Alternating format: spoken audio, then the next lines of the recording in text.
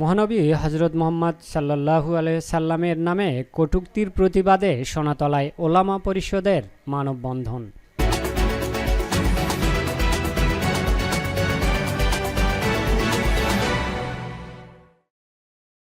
রাসূল সাল্লাল্লাহু আলাইহি সাল্লামের নামে কটূক্তির প্রতিবাদে সোমবার বিকেলে সোনাতলা সোনালী ব্যাংকের সামনে সোনাতলা ওলামা পরিষদের উদ্যোগে মানববন্ধন ও প্রতিবাদ সমাবেশ অনুষ্ঠিত হয়েছে।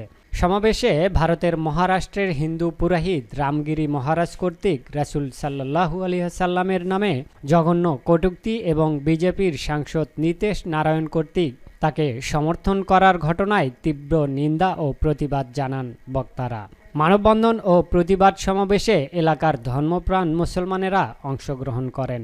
মানববন্ধন ও প্রতিবাদ সমাবেশে বক্তব্য রাখেন সোনাতলা ওলামা পরিষদের সভাপতি মাওলানা মাসুম, সহ সভাপতি মাওলানা আরিফুল ইসলাম, মাওলানা শফিকুল ইসলাম, মাওলানা ইমদাদ হোসেন, সেক্রেটারি মুফতি মোস্তাফিজুর রহমান, সোনাতলা উপজেলা বিএনপির সহ সভাপতি আহসান হাবিব রাজা, ওলামা পরিষদের সদস্য মাওলানা মুজাহিদুল ইসলাম, মাওলানা আফজাল হোসেন, মাওলানা আব্দুল মমিন, মাওলানা শাহিনুর ইসলাম, মাওলানা শাহজালাল, মাওলানা জাহাঙ্গীর ও মাওলানা আশরাফুল ইসলাম।